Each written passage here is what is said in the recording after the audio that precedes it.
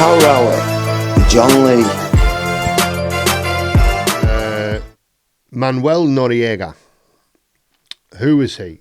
What's the story? Noriega was a very intelligent but small and unfortunately faced young man from Panama. But he was very ambitious, very intelligent, as I say, and he worked his way up and he became the second in command to the revolutionary president, whose name I can't remember, but I think my mate Johnny will slap that on the screen for me in the post-production, because he's a good lad. And Manel Noriega was the second in command. He was the right-hand man to this guy. And this guy's whole, what the French call it, raison d'être, or daughter, I can't pronounce it, but the reason for being, I think that's what it means, his objective in life was to nationalise the Panama Canal. So the Panama Canal was built by Americans, and it was and the banks of it were populated by Americans. You had mad little American cities along the banks of the Panama Canal, like watching Back to the Future over and over and over again.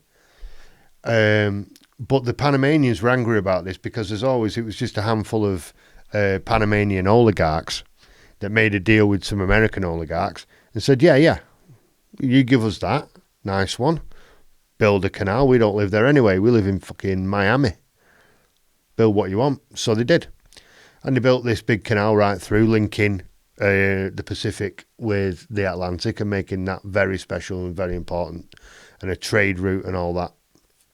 And this was this president under whom Manel Noriega served. His big objective was to nationalise the Panama Canal, and make it Panamanian again.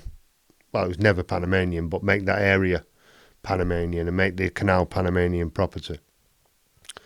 So Noriega was his biggest supporter. Like I say, he was his right-hand man. He used to call him his gangster because he would go and kill people if it was necessary to do so. Put him in charge of the military and all that. Nasty little bastard. But it turned out that Noriega was a CIA agent again, and he was selling information to the Americans, to the CIA, or giving it to them in exchange for favours or whatever. And then the president in question, accidentally, I think the pilot of his helicopter forgot what a mountain is and just smashed straight into it, and this guy died. I mean, how many cases of this is there going to be? Problematic politicians flying into mountains and crashing planes. It's all over the world. I wouldn't get in a plane if I was a politician, or a helicopter. You know it's going to blow up at some point.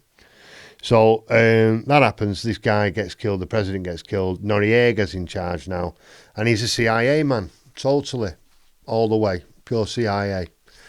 But he's also a cheeky little bastard who's making deals with the Mexican drug cartels, and then giving information to the CIA about the cartels. He's also giving information to the cartels about the CIA. This is the official story anyway. And he was selling money to any information to anybody who'd buy it. And all of a sudden, the CIA, also known in many circles as the Cocaine Importation Agency, decided that Manel Noriega was a drug dealer, and this could not be tolerated. Of course, they didn't notice any of this when he was pissing about with the Mexican cartels. But anyway, suddenly they realised that he was a drug dealer and they wanted to arrest him. Now, you can't, can you go about arresting the presidents of other people's countries? It's a bold move, even if they are committing crimes in your country. I mean, the drugs that he's importing is into your country. Sure, it would seem to be a diplomatic process, or maybe even the cause for war, but to go and arrest him is a different thing.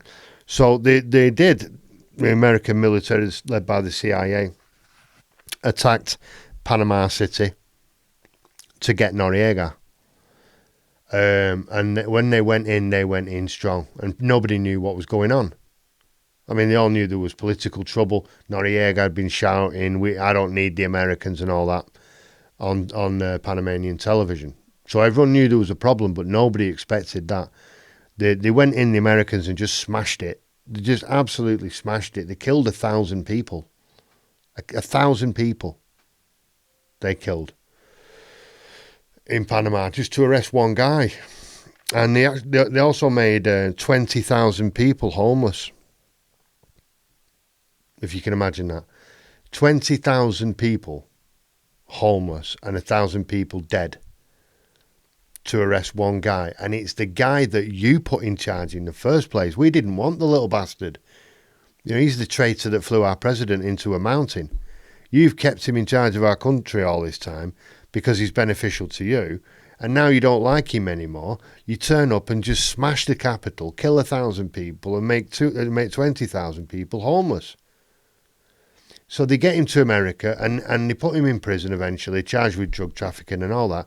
But he's the only political prisoner. He was, I think he might be dead now. I think he is dead now, Noriega. But he was the only political prisoner in America, meaning that he had a different status. They allowed him to wear his uniform and keep his rank in prison. They took an embarrassing photo of him. They conned him. They said, "Yeah, we'll arrest you in your uniform." But when they got him inside, they ripped his uniform off and took a photograph of him wearing just a crappy green T-shirt and showed that to the world. But then they let him put his uniform back on and live out his life wearing, I suppose he's got more than one, his military uniform with his medals on it and all that. And he gave an interview from prison. Seemed like quite a happy man to me, telling stories and laughing and joking. So I don't know if he's getting the real prison experience up there, and especially with being ex-CIA. So I'm going to